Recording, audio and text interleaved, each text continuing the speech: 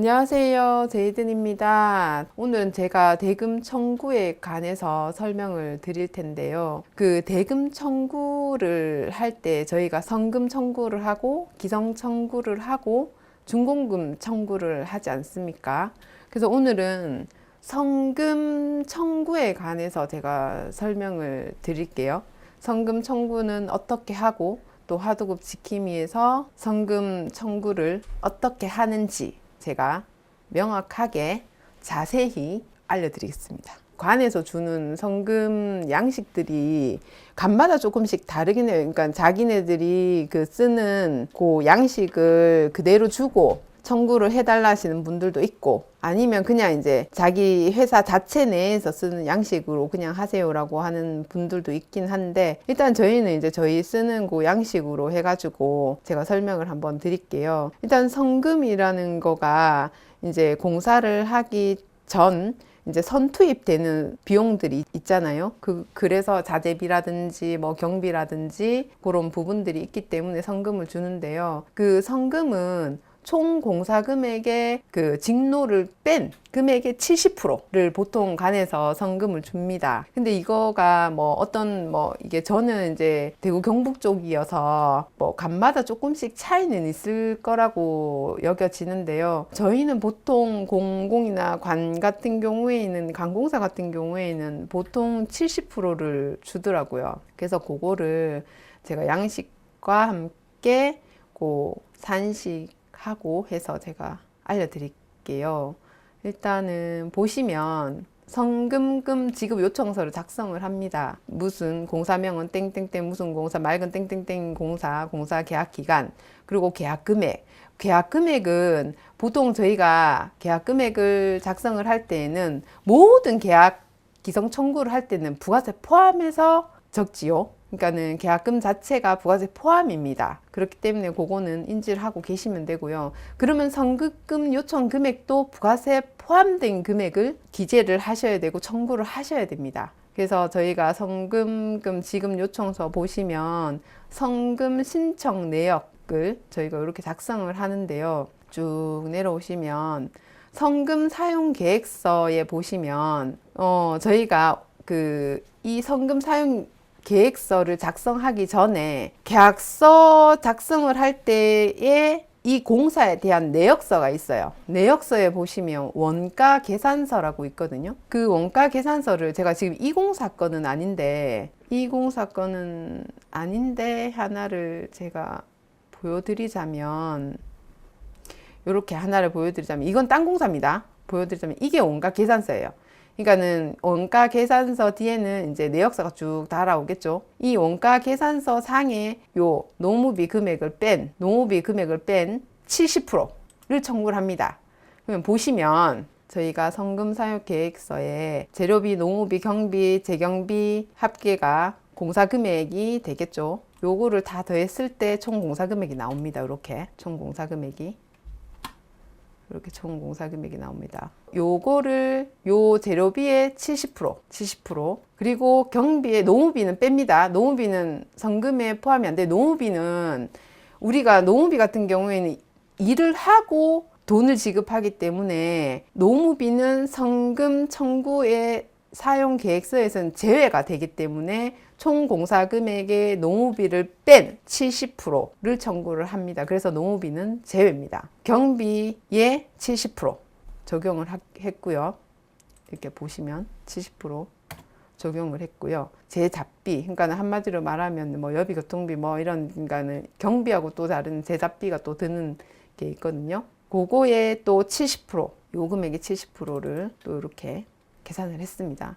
그래서 성금 대상 금액이 원래는 저희가 144,639,477이에요. 1억 4,463만 9,477인데 여기에서 저희는 성금 요청한 금액이, 재료비는 저희가 이제 금액을 뒷단위는 웬만하면 절삭을 합니다. 만 단위를, 10만 단위를 다 절삭을 하고 했을 때 쭉 보시면 우리가 재경비 쪽에서 저희가 다시 70%를 잡았어요. 요거는 저희가 선급금을 조금 덜 받기 위한 것도 있는데, 요 금액을 144 다 청구를 하시는 분도 계시긴 한데, 보통 그 관에서 얼마 청구하라고 공문이 날라오는 경우가 있어요. 그래서 저희는 이제 요 금액을 맞췄습니다.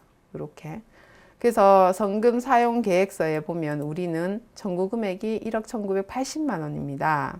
이렇게 작성을 여기 이렇게 요것들을 작성을 쭉 하셔서 이거를 관에다가 공문하고 해서 성급금 요청합니다 라는 공문과 함께 성금 사용 계획서, 그 다음에 여기 보시면 지급 요청서하고 같이 공문을 보내서 이제 성금 요청을 하면 관에서는 이제 요거를 검토를 하고 세금 계산서 끊으세요 라고 전화가 오겠죠.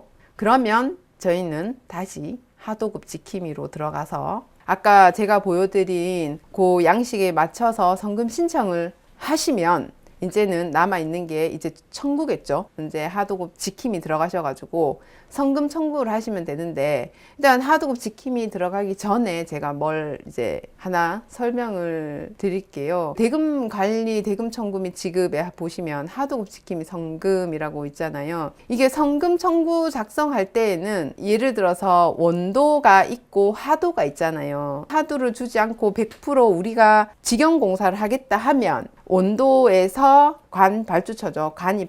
발주처와 우리 회사 원도와 하도와 같이 원도가 그 성급금 청구를 하시면 됩니다. 그리고 다이렉트로 돈을 받으시면 돼요. 하도를 주지 않고 직접 공사를 100% 다 하시는 경우에 그렇게 하시면 되는데, 만약에 예를 들어서 우리는 하도 업체를 준다라고 하시면 이제 얘기가 좀 달라지겠죠. 원도에서 하도목까지 성금 청구를 합니다. 그러면 하도에서는 원도에 성금 청구를 하고, 원도는 하도가 성금 청구한 금액을 취합해서 원도가 발주에 청구를 합니다. 그러면 발주 기간에서 고정 계좌로 쌓아주고 그 다음에 성금 계좌로 내려받아서 일반 계좌로 내려받을 수 있어요. 그거는 이제 제가 또 그 하도급 지킴이 들어가서 또 화면으로 직접 보여드리겠습니다. 그리고 또 하나는, 이거는 제가 지금 말씀드린 거는 이제 원도 하도를 같이 한꺼번에 청구를 해서 같이 성금을 한꺼번에 받을 때 이야기고, 만약에 예를 들어서 우리는 원도가 먼저 성금을 수령을 하고 하도한테 추후 지급을 하는 것 같으면 원도가 100% 성금을 청구를 하고 그거를 가지고 있다가 일반 계좌에서 하도급 업체한테 성금 계좌를 쌓아줄 수가 있어요. 그거는 제가 또 하도급 지킴이 넘어가서 저희가 또 실지 화면에서 하는 거를 또 제가 알려드리도록 하겠습니다. 요 보시면 성금 자체가 크게 뭐 어렵지는 않거든요. 그러니까는 대금 관리에서는 청구를 잘 하고 지불을 잘 하면 되기 때문에 어떻게 보면 더 쉬울 수도 있어요. 이게 저는 해보니까 별거 아니더만. 저는 해보니까 별거 아니더라. 글쎄요, 이게 어려울 건 없어요. 그러니까 처음 이게 하도급 지킴이를 처음 접하신 분들은 이게 어렵다고 생각을 하실지는 모르겠지만, 근데 사람이 하는 일인데 사람이 해서 안 되는 게 어디 있겠습니까? 이것도 이 프로그램 자체도 사람이 만든 건데 못할 게 뭐 있어. 하면 되지. 아무튼 그렇게 하면 된다. 이게 하면 할수록 재밌어요. 저는 재밌더라고. 제가 이제 여기서 보여드릴 게 뭐가 있냐면, 자, 이제 다시 하도급 지킴이 성금 청구하는 거를 제가 알려드릴게요. 하도급 지킴이로 다시 넘어가겠습니다. 그러면 제가 하도급 지킴이 들어와서 보시면, 자, 원도에 들어갑니다. 원도에 들어가서 대금 관리에 원도 대금 청구 들어가시면요, 그 공사가 떠요. 이렇게 기성 청구서 작성을 클릭을 하면 성금 청구할 현장일 클릭을 선택을 합니다. 그럼 성금이라는 곳에 클릭을 하고요.